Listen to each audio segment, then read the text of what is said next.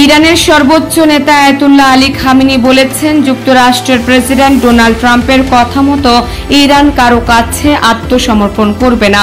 তিনি হুঁশিয়ারি দিয়ে বলেছেন, যুক্তরাষ্ট্র যদি ইসরায়েলকে সাহায্য করে তাহলে তারা অপূরণীয় ক্ষতির মুখে পড়বে। গতকাল বুধবার টেলিভিশনে সম্প্রচারিত ভাষণে খামেনি কথা বলেন। ইসরায়েল গত শুক্রবার ভোররাতে ইরানে হামলার পর দ্বিতীয়বার বক্তব্য দিলেন খামেনি। গত শুক্রবার ভোররাতে ইরানে হামলা চালায় ইসরায়েল, জবাবে ইরানও পাল্টা হামলা চালায়।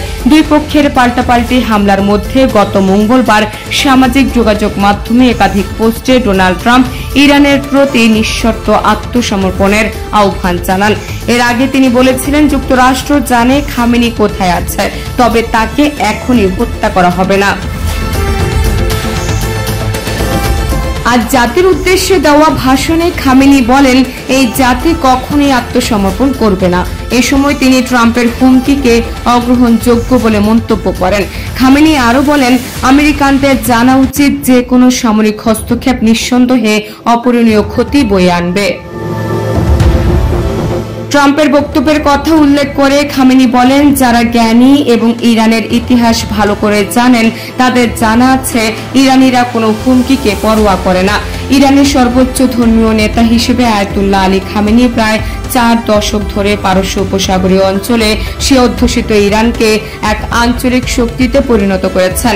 একই সঙ্গে যুক্তরাষ্ট্র ও ইসরায়েলের প্রতি আপোষহীন বৈরিতাও বজায় রেখেছেন। এ সময় দেশে একাধিকবার গণবিক্ষোভ হলেও তা কঠোর হাতে দমন করেছেন তিনি।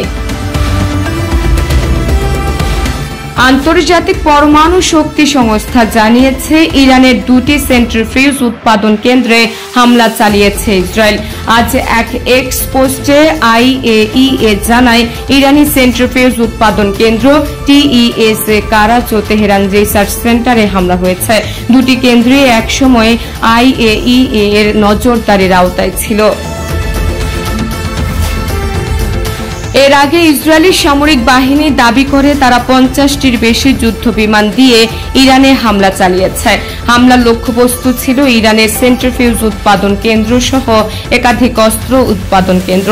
2টি সেন্ট্রিফিউজ উৎপাদন কেন্দ্রে ইসরায়েলি হামলার বিষয়ে ইরানের দিক থেকে এখনো কিছু জানানো হয়নি।